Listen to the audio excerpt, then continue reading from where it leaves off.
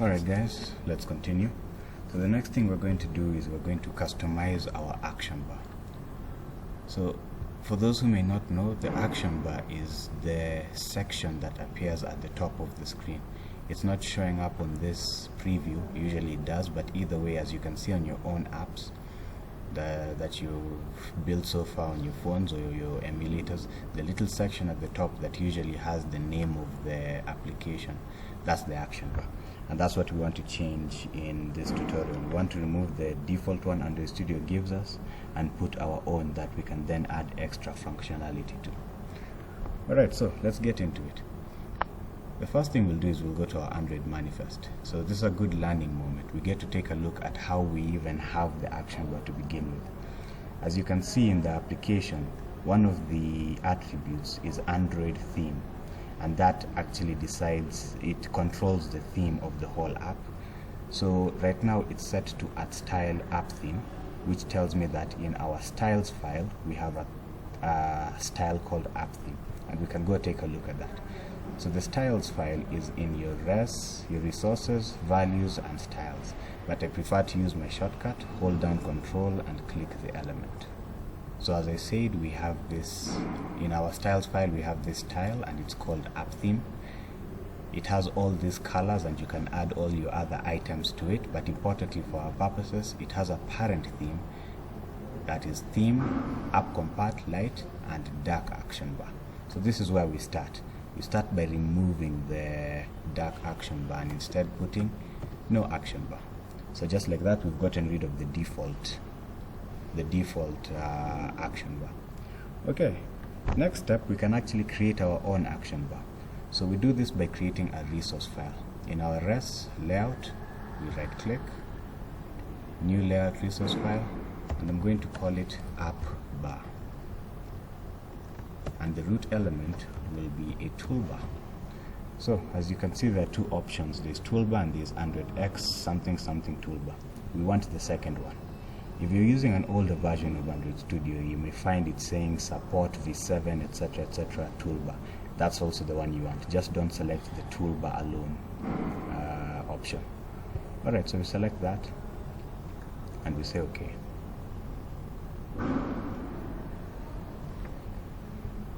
And here's the appbar.xml. So for now we will just make one single change. We can go over to our text, and instead of layout height being match parent, we want it to wrap content.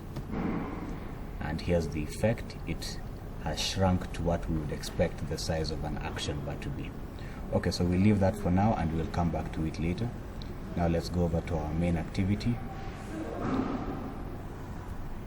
And we'll also open our activity main.xml, and in here what we'll do is we'll include the file that the layout that we just created.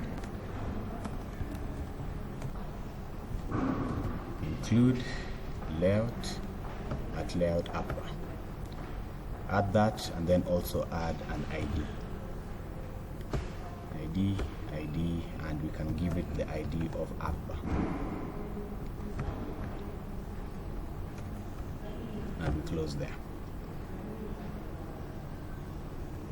Right, so what this does is it brings in the app bar into our XML.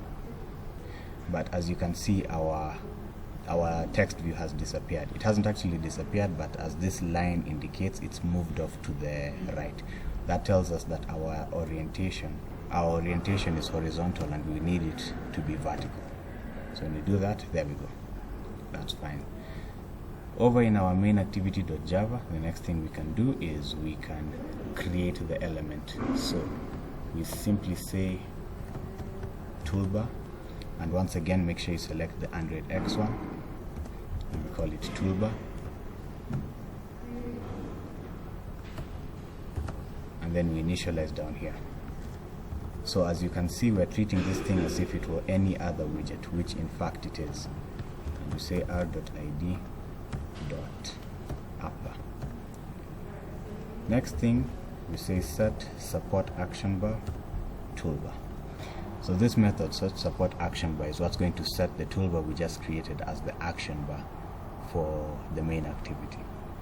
Alright, so Next thing we want to do is to actually give it a bit of functionality. So the first thing we'll do is we'll work on the settings. As you're used to with apps that you've interacted with, the 3 dots that appear on the side usually go on the action bar, and they're used for settings in most cases. So that's what we'll create next. Before we do that, I'd like to create a theme, although we won't use it yet. It will come in handy later. A style rather. So I'm going to copy this. I'll get rid of that comment and I'll call this custom bar theme.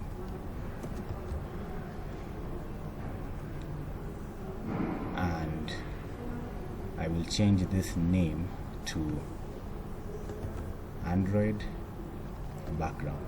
So what this means is wherever I use this style called custom bar theme, the attribute of Android background will be set to color primary. And I'm going to use this here because I don't want the action bar to be white like the screen. It's a bit too much white, so we'll use that for giving it a bit of decoration. And of course we can add anything else we want to it, but like I said, we'll use that later. For now, let's work on our settings. So to create the settings menu, what we need is a resource file. So this time right click on resources rather than any of the subfolders. Right click resources, new Android resource file, and I'm going to call it menu, and the resource type will be menu, and as you can see, it's changed directory name to menu, which hasn't been created, but if we say OK, it will sort that out for us as it's done. There we go. So here we are in our menu.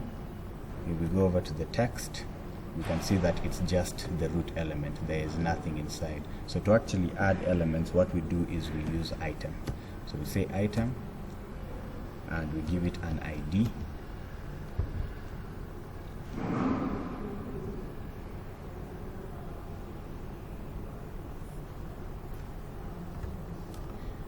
And the ID will be settings because that's the first one we're doing.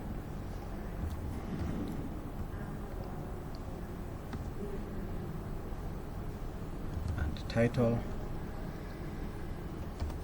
settings. And we close there. And this is what it gives us, which is exactly what we want. Next thing, we can leave that at that for now. We'll do more work in the menu, but this is fine for now. So the next thing is we go over to the main activity, and we need to override a pair of methods. So the first one is on create option menu. So I'll just start typing it on create option menu. Here it is at the top. I'll click that. So this will create the option menu for me, and all I need to do inside is to inflate it. So menu inflator, I'll just call it inflator, is equals to get menu inflator, and then I say inflator dot inflate r dot menu, and then of course I have to pass in my menu variable that I was given up here. Okay, that is all. The next one is on option selected, on option item selected, this first one. So this creates for me, and this deals with when an item is actually selected. So what we'll do here is we'll create a switch statement, and we're going to switch through the item dot get item ID. Let me just create this first and then I'll explain a bit more. So case will be r.id dot settings, and I'll immediately break, and for now I'll just do a toast. Toast.make text context, and I'll just say settings, and I'll put short length short dot show.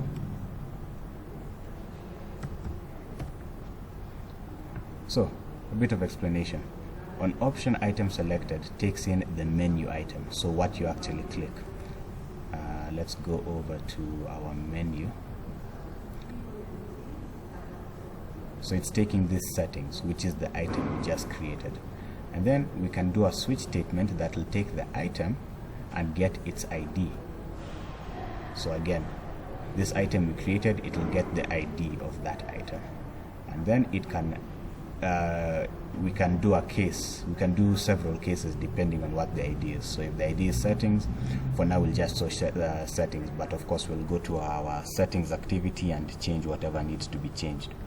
Alright, so there's a bit more to add, but for now we can leave it at that and see if it works. Okay, one final thing, app bar.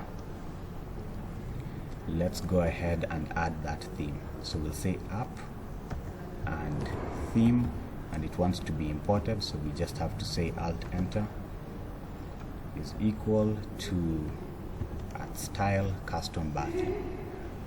Okay, so I'm going to run this. Alright, so I ran it and it crashed, and it seems I've made the same mistake. So in login activity, progress dialog, without initializing it, I immediately started saying dialog.set title and so on and so forth. My apologies.